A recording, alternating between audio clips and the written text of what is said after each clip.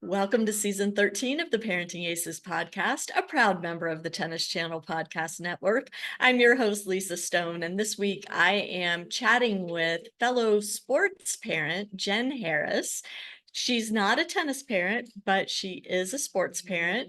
She lives in London and is coming at us from across the pond. And I'm so thrilled to talk to her about her research because she is a current PhD candidate around sports parenting and sports parent education. I think you guys are going to find this episode particularly interesting and useful, and hopefully you will click all the links in the show notes and check out her website and her course offerings. I also want to just remind you guys that we are taking a trip to Spain next summer to Barcelona and Mallorca. We are taking a group of junior players. Parents are invited, families are invited, and if you are interested in joining us on this 10-day excursion to Spain, please, please, please either send me an email, shoot me a text, check our social media for the link to the brochure on the trip, and make sure you get signed up because we do have limited spots available. Now, sit back, relax, and enjoy my conversation with fellow sports parent, Jen Harris. Welcome to the podcast, Jen Harris, from all the way across the pond. I'm so excited to chat with you after exchanging some WhatsApp messages and digging into your website a little bit. So glad to have you here. Well, thank you so much for inviting me on. It's amazing. As we were just saying, I think you and I have had similar journeys, and mine from across in London, and yours over in America. So yeah, it's brilliant that we connected through the power of social media, isn't it? It is. And you are a sports parent. You are not a tennis parent. So I just want to Right. clarify that you are coming from the world of gymnastics. But that said, there's so much crossover between your experience parenting your daughter through this gymnastics journey, my experience parenting my son through the tennis journey, and the need for support for all sports parents to help their kids have a more positive experience. Yes, absolutely. And I think as we will talk about, of course, my experience as a parent involves a child in gymnastics, but I have worked really hard in order to grow my knowledge through the world of sports psychology. So I feel now, having done this for 6 years, that I can call myself like a sports psychologist researcher who kind of specializes in parenting and youth sport almost before I'm a sport parent now. So I like to feel that I wear those two hats. And I sort of like to be able to say to people that I think that, everything that I share is coming from the sports psychology research. But the fact that I am a sport parent who is still sitting in the trenches, gives me empathy for what everybody is going through. And I think I believe it makes me quite unique in the sports psychology, sort of in the researcher field. I haven't really found anybody else who comes as a parent who sort of became a sports psychology researcher. So it does make me, I think I'm quite unique in that sense. And I probably take it, perhaps from sometimes I come at a different perspective with my research. And sometimes I'll read a particular article and I'll think to myself, oh, that doesn't really ring true with what I've seen. And so, because I think that, sometimes if you're sitting in a lab, if you like, and you're thinking about things, and that's, as we'll go on to talk about, I'm doing a PhD in sports psychology, and a lot of the time I've sort of perhaps seen holes or areas that I feel could be improved because of my experience as a parent. I'm so sorry. I said he was going to do this. My dog's scratching at the door, so I'm just going to let him out. Yeah, totally fine. Totally fine. We love dogs here on Parenting Aces. Our audience is very familiar with my doggy Sully. So let's take a step back, and I'd love for you to walk us through. We're good. Okay. So before we dive in, I would love for you to just give us a little bit of background on your journey as a sports parent and Mhm. how that coincides with your journey as a PhD candidate. Yes. So, as we mentioned, so my daughter, Lily, she started gymnastics when she was 2, and I think that we have quite a, the story that that many parents will have. So she started at 2. She loved her gym, and she was invited to join a squad when she was 4 years old, and she started training about 6 hours a week. And she was in her first national competition when she was 7, and she actually won gold at the competition. By the age of 9, she was competing internationally, flying with her squad without me overseas to compete. And by the time she was 11, she was selected to be on the British team. Just to say that Lily does a form of gymnastics. It's called aerobic gymnastics. It's not what you see in the Olympics. It's a much smaller sport. So although British gymnastics here do have a British team, it's not as perhaps high level as the sort of the artistic girls. So just to sort of qualify that.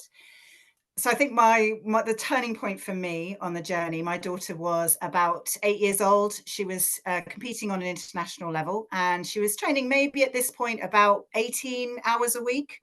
And I was sitting at an international competition. I was sitting in the stands with another mum, and it was a major championship. And the mum and I, we were just chatting about how we support our children in terms of like nutrition and psychology and all the things that we do. And this mum turned to me and she said, "Oh, I wish you could help me, Jen, because I haven't got a clue what I'm doing." And I know for her, it was just a passing comment. But for me, it was a real light bulb moment. I'm sure that you probably had like a similar moment with your experience. And I looked around this competition, and it was, as I say, it was a big international. We had, countries had come in from like China, Vietnam. They'd come in from all over the world to compete. There were hundreds of children all competing. And I thought to myself, gosh, it's so true. None of us have a clue what we're doing. And so I jumped outside and I jumped onto Google, and I'm Googling. I'm like, right, I'm going to book onto a parenting course for a sport parent. And I couldn't find like an available like course that I could just book. And this was what basically started me on my journey. I already had a degree in psychology that I'd graduated 20 years before. And I went back to university and I did a master's degree in sport and exercise psychology. And all the way along, I focused my learning wherever I could on parenting and youth sport. And I sort of started this journey. And then I was invited to do a PhD in order to create an education program for parents of child athletes. And it was really important to me that the advice and everything that I gave wasn't from my experience, because I think that it can happen quite a lot nowadays. You'll have, sort of, just because I've raised one child in gymnastics doesn't mean that I can help somebody else, perhaps, certainly with a tennis child, or, sort of all sort of different sports. And so I wanted to be able to sort of read all the research and see what the advice was from that perspective, and then sort of be able to translate it and share it with sport parents. Because it's strange. Like in the UK, I don't know if it's the same in America, but in the UK, as parents, we are given quite a lot of support, as not from a sporting perspective, but just as parents. So say, for example, when I first fell pregnant, I went to the doctor, and the first thing he did was he gave me like this booklet on how to be pregnant, and what you eat and what you shouldn't eat when you're pregnant, and what to do through childbirth, and then dealing with a young baby. And that's kind of been my story all the time I've been a parent. When I needed to wean my babies, I would go out and buy a book on weaning. And even my daughter this year, she's 16, and in England we have exams called GCSEs that you take to get into college, like when you're 16. And right at the beginning of this year, the first thing her school did was they shared with me a workshop on how best to support her through her GCSEs. So on how to help her with her revision, how to help her with her time management, and with her, like, sort of exam anxiety and all of that. So I find it astonishing that I get all this other education for all these other fields as a parent, but for sport parenting, I really haven't found any support at all. Is it similar in the tennis world? Oh, absolutely. Absolutely. It's why Parenting Aces exists. Yeah. Yeah. I filled a gap, or Yeah. I'm trying to fill a gap. Yeah. It's a work in progress, as I'm sure your work is. Can you tell us what are some of the things that you've learned that really shocked you about sports parenting? Okay, so I think when I first started, I had, I suppose you could say, my view of sport parenting, like the bad ones, if you like, was what's kind of portrayed in the media. And it's like, especially in gymnastics, you've got like the crazy tiger mums.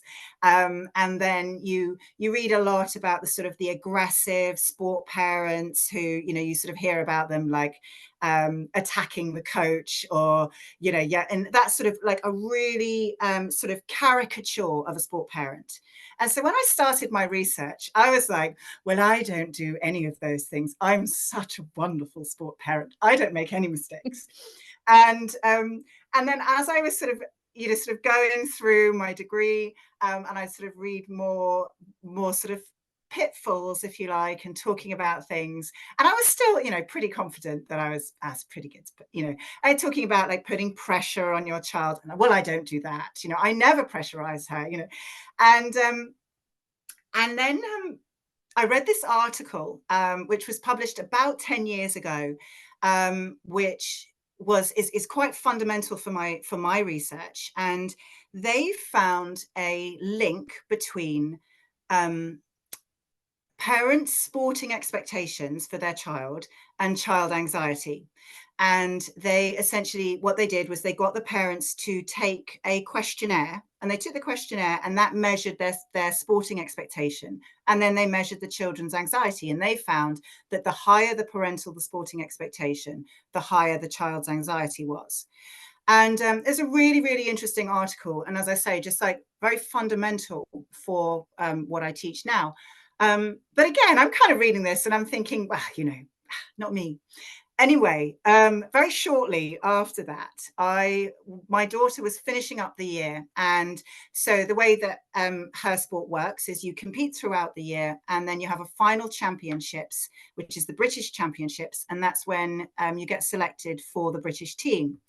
And my daughter was 10 at this point, and she'd had a very successful year. She'd probably medaled at most of her competitions, and we had very high hopes for her to be selected for the British team and to medal at the British competition.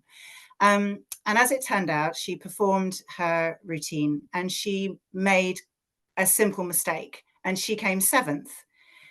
And I was absolutely gutted. Like, I was so devastated. I'm sure you know the feeling. Like, there is nothing worse when you're sitting in the stands when that happens. But, I was aware of the research and I was taking my degree at that point. So, I worked really hard on my communication. I didn't say anything to her, and I told her, that I was pleased with her result. And, I just kept it cool. I was the cool mum. I was fine. And we had a 5-hour drive home. And I drove home, and we were about an hour from home, and we stopped for dinner. And over dinner, I said to her, I said, "Oh, honey, do you realize that if you'd scored your press, you would have come second?" And I know your Oops. face. And her big blue eyes looked up at me and she went, "Oh, mummy, do you think I didn't do very well then?" And I was like, no, darling, no, you're brilliant. It was fine. Don't worry. Of course, 7 is great. Yay. And I just, I brushed over it and we moved on. And about 2 weeks later, she said to me, I picked her up from training, and she said, "Oh, mummy, you said that I should always tell you if you say something wrong being a sport parent," because I was doing my degree at this point. So we were always chatting about things. And I said, "Yes, darling, of course." She went, do you remember what you said to me when we came back from the British? And I was like, yeah, I do. And she said, you really hurt my feelings when you said that to me. And that was when it kind of really hit me with like a truck, that how our expectations as a parent can make really tiny shifts in our communication that can have a really strong impact on our children's sort of experience of sport. And what I would have classed as a real passing comment, it was just me kind of being a bit helpful, like trying to let her know that if she'd just scored this one thing, then she'd have actually come second. I didn't see of what I was saying. There was no pressure in it. It really was just a passing comment. But for her, it had a huge impact. And that was probably one of the most significant sort of moments for me, tying what I'd read in research to my understanding of being a sport parent. Because in my experience, most sport parents are nothing like the caricatures that you get on social media, are they? They are just trying so hard and thinking about what they're doing, and they really are just doing their absolute best. And just like human beings, we all get it wrong, and they just don't have the guidance, and they're not given the information that sort of you and I are trying to share in order to help them understand that it's not about those sort of crazy sort of the caricature that you see. It is just these tiny little things. And so that was probably one of my biggest moments. I think that's a really important story to share, because I talk about this all the time. We're not perfect. We are No. human beings, as you said. We are going to make mistakes, but those mistakes lead to, or can lead to, really productive conversations with our children and with ourselves, and realizing that what you viewed as just an offhand comment, not meant to add stress, not meant to Yeah. criticize, she internalized very differently from your Yes. intention. And this happens all the time. And I Yeah. think it's so good to have those open lines of communication with our kids, so that when we do mess up and they point it out to us, or, I confront, and I'm using the word confront not in a Yeah, I know what you mean. menacing way, but Yeah. yes, that we can have these conversations and say, oh my gosh, I'm so sorry. That was not my intent. I'm so proud of you. Only want the best for you. I'm trying my best here. Sometimes I'm going to mess up, and sometimes you're going to mess up. And we have to be able to talk about this, and we have Yeah. to give each other grace through these periods where we're both feeling stress and pressure, and that's okay. It's all part and Yeah. parcel of the journey, isn't it? Yes, yes. It's so true. And what you're talking about, these open lines of communication, I think is something that you often don't, I suppose you don't really have so much between parent and child necessarily in other situations, but particularly with sport parenting, because just the nature of it, our children, if your child is competing at a high level, then they're experiencing levels of pressure and unique situations that some adults won't experience that in a whole lifetime. And I think that it's true. I think as sport parents, we really have to raise our game far more than any other sort of parenting scenario. And so I think I love that sort of open. And certainly my daughter, so my education program that I've designed is called the Super P approach. And my daughter, obviously, bless her, like she's sick to death of hearing about it and hearing sports psychology and everything. But she'll say to me, like, sometimes I'll say something and she'll come up to me and she'll go, well, that wasn't very Super P now, was it, mummy? And stuff. And I love it. I love that she is able to take some ownership of what she wants from me. And she now knows, like I always say, when parents sort of take my workshop, I always say, talk to your children about this. There is no secrets here. In fact, I would love it if the kids would actually sit through the workshop as well. But, Yeah. it's kind of boring for them, so I don't. But it's I think it's really important, and certainly part of my PhD. I conducted a study where I actually did in-depth interviews with both parents and the children. And what I did was, to begin with, I interviewed the parents and the children separately. Then I asked the parents to take my workshop. And then I had a joint interview, like talking to them together about what the parent had learned and what they thought about it. And it was such an eye-opener. It was amazing listening to the children give feedback on their experiences of how their parents had changed taking the workshop, but also their feelings of like, yeah, I love that you teach them that. That's really important. That's great. And it was lovely. It was an amazing, it was a privilege to be able to delve into these, sort of this world of both, be able to interview both the parents and the children. And it was, just really powerful to hear what the children said. What are some of the shocking or surprising things that you heard from the kids about either their relationship with their parent or their parent's behavior through their sports training and competition? So I think that so all the children that I interviewed competed at a very high level. I had a high level footballer, a high level, a couple of gymnasts, and of course, one of the things that is very much promoted again in I would say in the media, and the messaging that is pushed across to sport parents is always, don't put too much pressure on them, focus on the fun, make sure that you keep things light, it's not always about winning, make sure that, that sort of message is very much, I see, is kind of pushed across.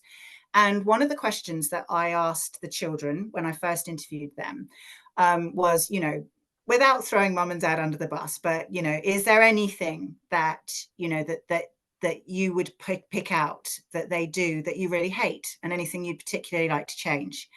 And almost all of them pinpointed the one thing that they really hated that their parents did was that they would say things like, don't worry, it's only a game, if things go wrong after a competition. And they were saying, I hate that. I hate, because it's so important to me. I don't want to hear, them saying, oh, it doesn't matter. It's, it's only a game. And I found that really interesting because, of course, and again, it's a little bit of a pitfall that we can do as parents. And how do you get the balance right? And of course, this is something that I cover quite a lot in depth in the workshop, because getting the balance right of showing them. So what was it? So one of their children, we kind of teased it out together, and she said to me, when things go wrong, I need to know that they care about what the result is, but that they don't mind. And it's that sort of that balance that we have to get right as sport parents. And I think that was probably something that was quite, sort of it just goes against the grain of what is very much promoted. Is that a message that's put across a lot in tennis? Well, it is, but it's kind of different because in a tennis tournament, there's only one winner for every tournament. Everybody else loses the tournament. One person wins. And so if you're focused only on winning, it's very challenging to stay in the sport because the pressure just becomes too great for the parent Yeah. and for the player, right? We talk a lot about growth mindset in tennis, and that it's a journey and long-term development and all of these things.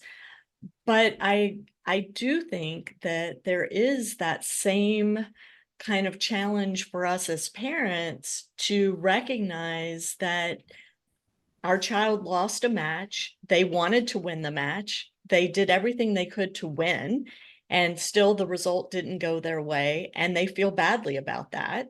Yeah. And, acknowledging that and then helping them to regroup, because in a lot of tennis tournaments also, if you lose in the main draw, there might be a consolation bracket and you might have to get right back out there and play again. And Mm-hmm. so dwelling on loss it just can't happen. You have to be Yeah. able to regroup and reset.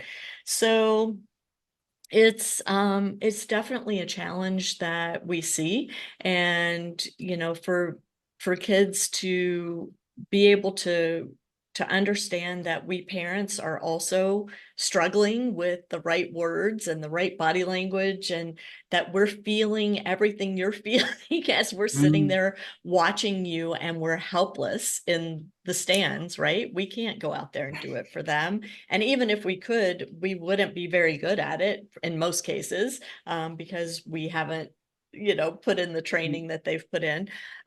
So balancing all that is just, it's what makes the sports parenting thing so difficult. Mm. And I think it's important to be reminded of what our kids take in based on our words and our body language. Mm. So that's why I was so excited to chat with you, because I think this is a great reminder that we do have to be very careful with our words and our Yeah. gestures and our facial expressions and Yes. our posture. Mm-hmm. All those Yes. things are being observed and internalized by our kids Yeah. constantly. Mm. And it doesn't mean that we have to be perfect all the time, because nobody is.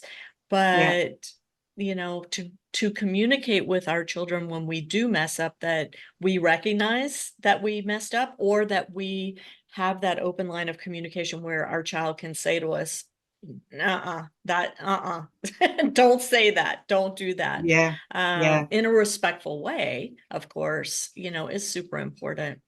I want to dig into your website and your workshop, because Mm. what you're doing is so unique. So your website is raisinghappychamps.co.uk. We will Yes. have a link to it in the show notes. But talk us through the genesis of the workshop and how you continue to develop it to suit the needs of parents, as our culture is constantly changing around youth sports. Well, so as I say, the main thing that I've created is what I've done for my PhD. So I haven't got my PhD yet. I've just finished. In fact, I'm going to show you. I've got it here. This is my PhD. It Oh, good is Lord. 65,000 words. And it's taken me 5 years to do, because I started in 2019. So obviously COVID kind of messed things up a little bit, because obviously youth sports stopped. But I've just finished the write-up, and I hope to be awarded my PhD by the end of this year. And then I'm going to have to change all my cards to say I'm Dr. Harris. I'll be really excited. But what I've done is create the Super P approach, which is really what I is sort of the main message on my website is Super P. So I have, as I sort of mentioned to you, I've conducted my own research, where sometimes I found a little bit of a hole in the research, and I thought, oh, I need to plug that gap. So I've conducted my own studies, and then I created Super P.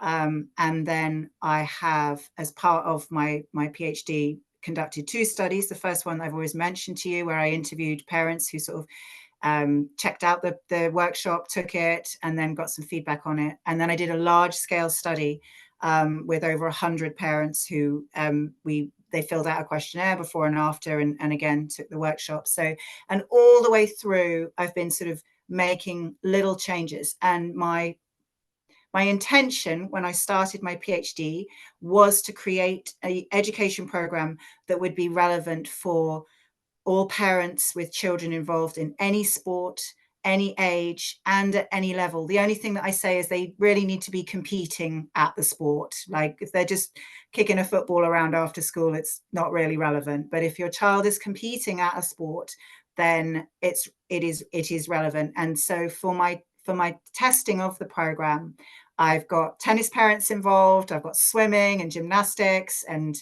judo, just anyone that I could get of any sport, because I wanted to make sure, because I know that, sort of tennis has a slightly different focus to gymnastics. And I've spoken to parents whose children do sailing, like all sorts of different sports, just to make sure that the message that Super P brings is relevant to all. And so far, I haven't found any sort of differences. It is shown to be as applicable to anybody.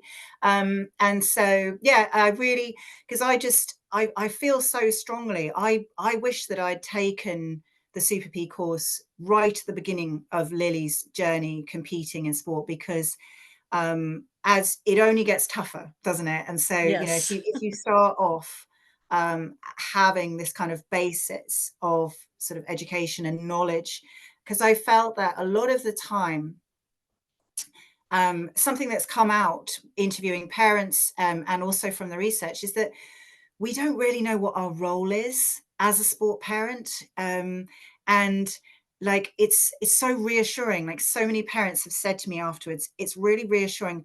I'm not like reinventing the wheel with what I'm teaching, but being able to hear. So Super P is an acronym. So it's really easy to remember it as well.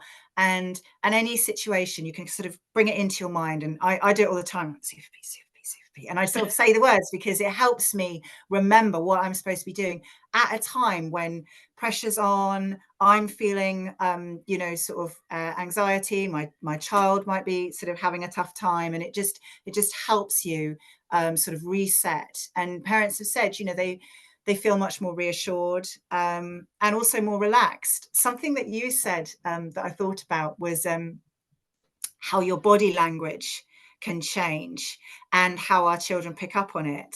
And I think that's such an important thing to kind of delve into, because something else that I am very interested in is sort of anxiety, and helping children manage their anxiety, but also helping us as parents manage our anxiety. And so I've got a little course that I put together, which is called Ninja P, which is designed to help parents become ninjas at competitions. And one of the things that I talk about is how our my dog's digging a hole at the moment in my carpet. Oh no! One of the things that I talk about is how our anxiety levels can change our body language. And I know I'm really guilty of this. And I know it because when my daughter was younger, when I would be taking her to a competition, she'd sometimes say to me, "Mummy, are you mad at me?" And of course, I realized that I was just like really stressed. So, your voice becomes a bit louder and a little bit harsher, and you're like, "Darling, we need to go now." And that sort of thing. And of course, a younger child will interpret that as anger. And of course, it's not, I'm not angry at all. I'm just really, really stressed. And I think that is it's just like so important, isn't it, for us to think about all these tiny little things that we need to look at and be aware of. So on my website, I think it's really about, just like you do with Parenting Aces, is to help kind of raise the profile of sport parents and help sport parents understand like the importance of their role, really.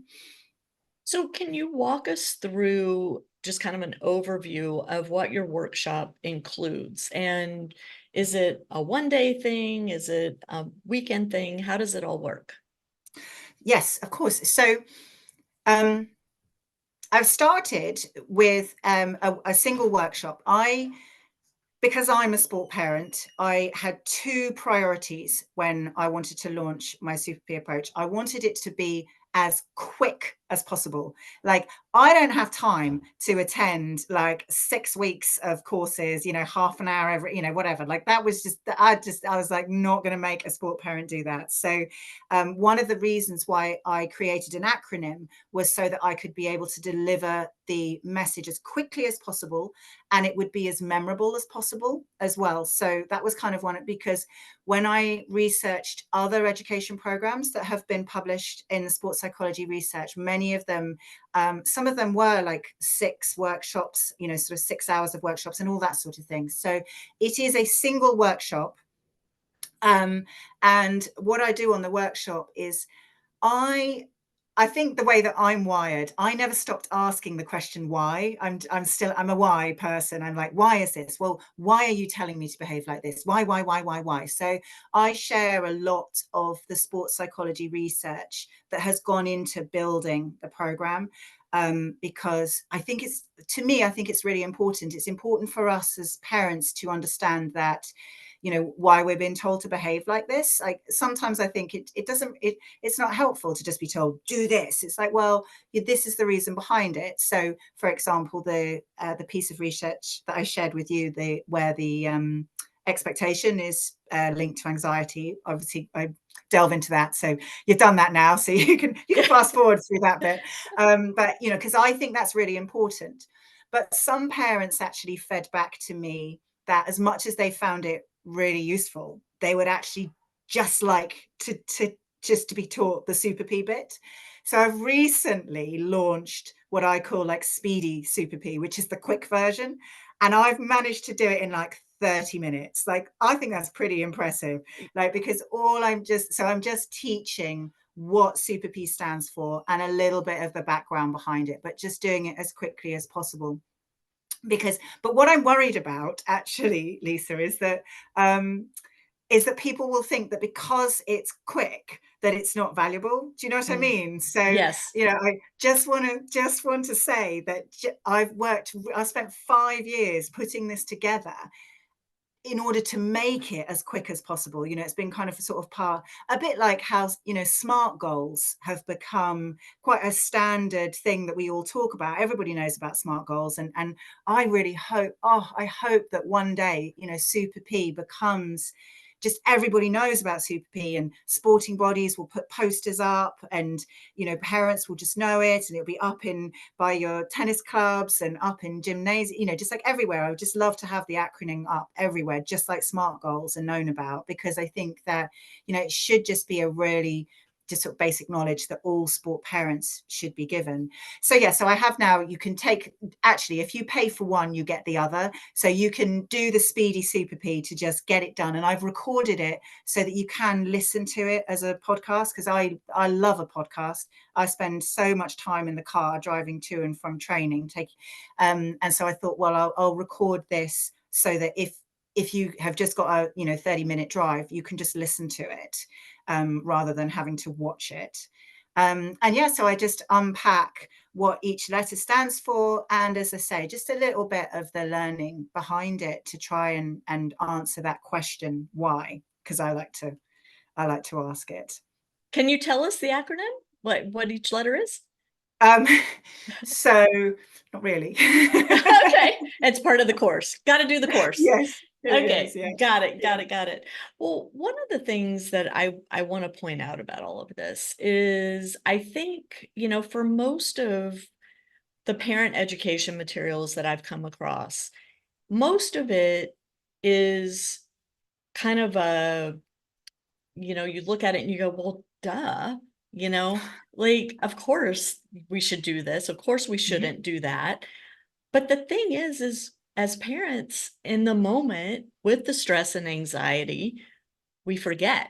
And so anything that can trigger that remembering is really helpful, which is why I think you probably created the acronym, is you wanted to have that quick trigger of, okay, I'm in the moment, I'm feeling this anxiety creep up.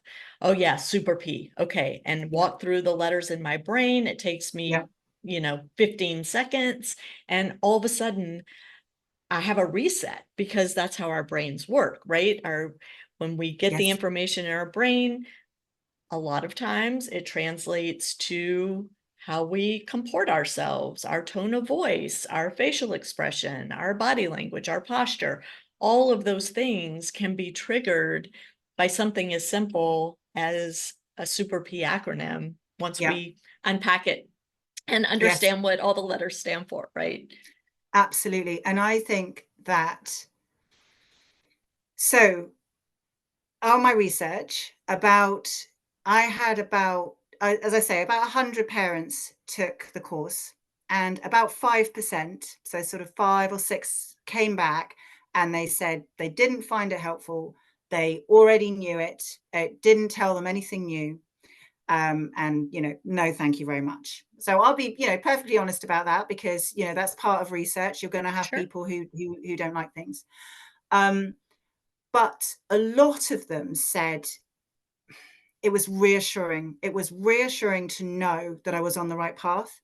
And I think that because there are so few messages out there for sport parents and teaching us and helping us know that even if you kind of know it all, you do know it, but it's really helpful to have it there in one place. So, I said to you, a lot of them, it helped them feel more confident, because as we know, like, there is the message that came across so many times to me from parents was that feeling of helplessness. I felt helpless. My worst moment, I didn't know what I was supposed to do. Something dreadful has happened and I don't know what I'm supposed to do. And I like to feel that Super P helps you know that even though your child is going through this, sort of really challenging sort of moment, as long as you're following Super P, you're doing all that you can do. You're filling out your role, and that's all you can do, and that's reassuring, and that helps you be more confident, and helps those feelings of sort of the anxiety that we get as parents. I mean, sometimes I deliver Super P as a one-to-one, and I don't think I've ever delivered it when the mum hasn't cried, because I think that sometimes it's talking to somebody who understands what you're going through. And also sometimes I think it's that feeling like we all think that no one else is going through the bad stuff. Like everyone else is like great and fine, and we're the only car crash here. But of course, everybody is struggling. It is so hard, especially, especially if your child is very passionate, and perhaps, as the levels go up and the pressure piles on, we take on that pressure as well, don't we? I mean, it is that you were mentioning it before, like there is nothing worse than sitting in the stands watching your child compete. Like, I don't even think there's a word for it. I've been thinking about this a lot, actually, because my daughter's had, there's been a lot of challenges, and she's had a, sort of tough year with her GCSE exams and lots of competitions. And there just is no word for the feeling that we get as parents watching them compete. I mean, I only have to survive like 1 minute and 30 seconds. You as tennis parents, you got like hours and hours, and then it's a tournament and it's match after match. I don't know how you do it. Like, that must be, it's awful, Yeah, dreadful. it's And rough. so It is rough. I think that it's definitely really important to have that sort of reassurance that what you're doing is right. And when I got the feedback from parents, it always makes me cry. I absolutely love it when I get like a review or some feedback, and they'll say things to me, like I just feel so much more reassured. And can I actually share with you? Hang Of on. course. I'd love to share with you just from my research some of the things that the parents said. Yeah. So I gave them like a free text response, and so I've got things that the parents said and then things that the children said. Is that all right if I share those with Oh, you? please. Yeah, I think that'd be super helpful. So this is what the parents said. So they said, very useful and thought-provoking, makes you see things in a different light. Really, so this is a good one. Really helpful to reinforce a lot of what I know deep down from a sports science degree, but needed to be relearned as a parent when emotions are involved. So obviously this person has a sports science degree, so they did know what I was teaching. But as you said exactly that. When the emotions are there, Yeah. it's harder. So now, she's got her Super P in the head. Someone said, fascinating, supportive to sporty parents. It was great to get advice from someone in a similar situation, as I don't know many parents in the same position. And then someone else said, I found it very useful as it made me realize that my daughter may sometimes misunderstand my words. I'm now more confident about my approach to her worries and concerns. It was good to stop and think about how I can support her even more. And I think that, again, as sport parents, we are like hamsters on a wheel, and we're just running and running and running, and there is no time there. I've just tried to do research trying to recruit sport parents. Can you imagine how hard that was to get them to give me their time? Like, it was just like the worst thing in the world. Like, everybody knows that when you do any kind of scientific research, it's really difficult to get participants, but getting sport parents as your sport, I was like, does anybody have any time to take part in my study? No. It was really, really hard. So that was the feedback that I got from some parents. And then the children said, my mum is better at knowing what I'm happy to talk about. It's been good because my mum asks less questions now. I don't feel as much pressure. Mummy is happier. Oh. Mum is more relaxed. No more shouting. They tell me they're proud of everything. And then someone said, perhaps they're a bit calmer and no longer talk about what I could have done that would have made me win. It lets me feel less regret and overthink things less. She does not get as emotional. And then someone else said, I love this one. She says, less things like my coach and more just like a mum. I like that one. Yeah. Sweet, isn't it? It is really sweet. One thing I want to share, and I think I've surely I've shared this on this podcast before, but when my oldest child went to college, and at the time we were living in Atlanta, Georgia, she came to Los Angeles for college, so all the way across the country. I came out for an orientation where they had sessions for the students and then they had session for the parents. And one of the things that came out in the session for the parents was that you will, as a parent, inevitably get that phone call from your child, crying, telling you how awful everything is, how much they hate it here, how miserable they are. And you're going to take all of this in and hang up the phone and be like, oh my gosh, I've got to get on a plane and go rescue my child right away. Your Absolutely. child is going to hang up the phone and be like, oh, I feel great now. I've dumped all of this worry and anxiety on mom. Now it's no longer my problem.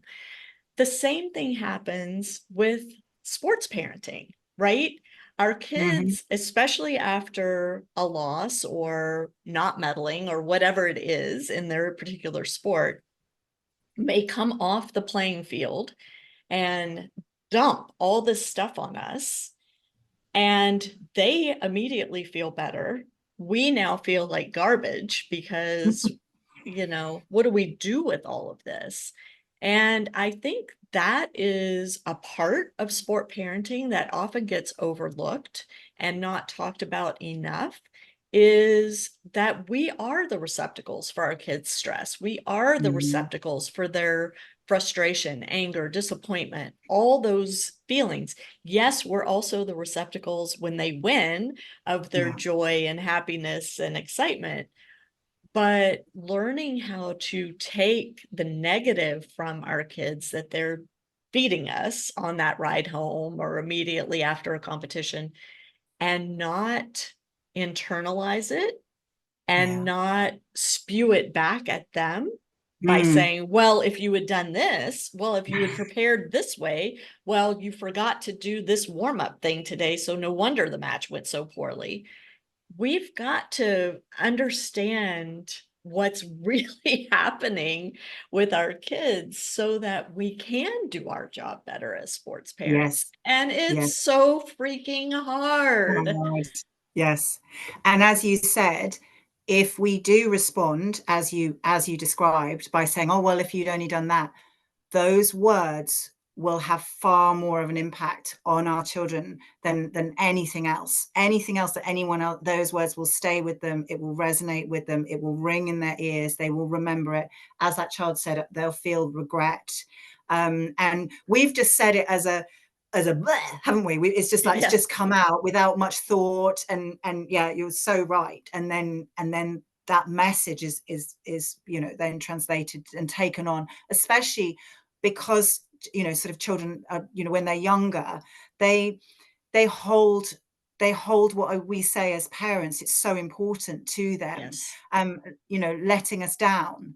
You know, most children, one of my first pieces of research, I just interviewed children about just sort of various things about their sport and how their experiences of it and stuff. And you know, one of the things that came out was that, you know, they just hated feeling like letting their parents down. They just didn't, you know, that was like their worst feeling. And you know, it's, as I've been able to have the tools, have a toolbox there as a parent of what to say when you get that emotional dump. And you know, keep the super P in your head, and what is it that I say at this point when you're feeling helpless, and instead of sort of blurting out words from emotions, isn't it? But it's easier said than done, that's for sure. Yes, absolutely. Well, we are coming up on the end of our hour, Jen. So I definitely want to give you an opportunity to let our audience know how to find your course, how to sign up for it, and how to get in touch with you if they want more information. Oh, absolutely. So, as Lisa said, my website is raisinghappychamps.co.uk, and you'll also find me on social media, on Facebook and Instagram. I'm just Raising Happy Champs. And so you'll see my course is on there as Super P. And as I say, you can take the longer or the shorter version. It doesn't matter. You have access to both of them. So, you know, if you don't have the time and you want to take the short one, but then later on you think, actually, I'd like to learn all the sports psychology, then you can just jump on and take the longer course. And yes, if you would love to reach out to me, you know, I'm here to support, just like Lisa is. So, you know, and I, you know, really try. And if anybody's got any questions or concerns about whether the course is relevant to them, then you can email me at info@raisinghappychamps.com. Or of course, you can reach out to me on any of my social platforms. Yeah, as I say, I think, you know, Lisa, I think what you've been doing for the last 10 years is just so commendable. And it is really tough. It's a tough world to work in, because I feel that often as it doesn't really have a place supporting sport parents. I've definitely found I'm sort of very, very new. Obviously, Raising Happy Champs is a new sort of message, if you like. And I found that a lot of people, they don't even know what it is that I do. And they'll say to me things like, oh, you know, yes, you know, do you want to work with my child? I'm like, no, I'm here to help you. Or they'll sort of say, you know, oh, my child's suffering and, you know, we're having some challenges, you know, can you work with them? And so, well, actually, possibly if I helped you as the parent, it might help them anyway, you know. And I think Yeah. that it's such an important thing to do, to provide support for sport parents, because I don't think we get it enough. I think we're vilified in the media, really, and don't have a particularly positive image. But you know, I suppose Not only that, we as sports parents spend tens, if not hundreds of thousands of dollars on anything and everything to help our children be more successful in their sport. We've got to start refocusing on spending some of that on ourselves yeah, to help ourselves be better versions of the sports parent that we can be, which yes, in turn may help us save money on all that other stuff that we're spending for our kids. And yeah, I think yeah, we as parents are reluctant to spend time and money on ourselves because our absolutely, resources are so limited, our time yeah, resources and our yeah, financial yeah. resources. But it does You have to pay off. almost see it as self-care, isn't it? Because It also is. it's such a huge part of our lives, and taking a workshop where you get a little bit of support will help improve your experience of being a sport parent. And it's I mean, you know, it eats up my entire life. Right. And I find that having that support and that knowledge and knowing what it is that I should be doing, it really helps me enjoy the experience a lot more. And I think, but sometimes I think you don't even realize that you're not enjoying it. I think it took me quite a long time to realize how hard how hard it was on me, the effect it was having on me psychologically as well. We never look at ourselves, do we, as parents? It's always, worrying about the children. But yeah, I think it's really important, and I so what you do is so commendable. I've really enjoyed listening to your podcast episodes. I've learned quite a lot about tennis. um, Well, one of the things that's interesting, and I'm not sure when this episode is going to air, but we're recording it shortly after I just spent a week at our national championships. And I had the opportunity to interview two parents who this was their child's last junior tournament. So mhm, this was the end of their junior tennis journey.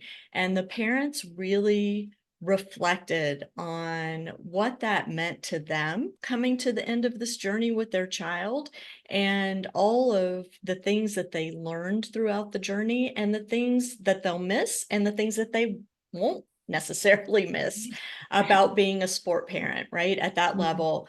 And I think it's important for us to realize how lucky we are to get to take this journey with our children Oh and to yes, get to spend this time with them.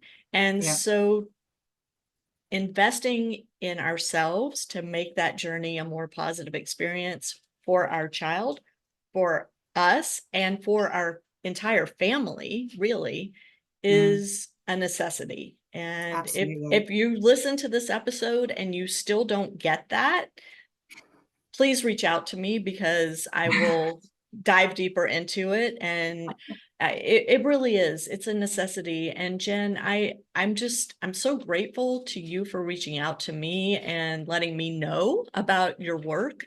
And I'm super excited to see what comes of this PhD. And I'm with you. I hope that Super P is pasted on every youth sports venue, training center, whatever it is, so that we parents can have a more positive experience, which in turn will help our kids have a more positive experience. And I want to just say to my listeners, we will have links to Jen's social media, the website, her email address, all that will be in the show notes on parentingaces.com. So please make sure to check that out. Jen, thank you so much for carving out an hour for us here at Parenting Aces. I so appreciate you and your time. And hopefully, this is just the beginning of a long relationship where we can collaborate and help parents all over the place have a better experience out there. Oh, that would be absolutely amazing. No, thank you so much. I've absolutely loved talking to you. I've loved looking at your website and listening to your podcast. I think that what you do is incredible, and I feel like I'm running behind you. But yeah, I think it would be wonderful to work together and just keep raising the profile of our sport parents. Eh? Love that. To my audience, thank you so much for tuning in. We will catch you next time on Parenting Aces.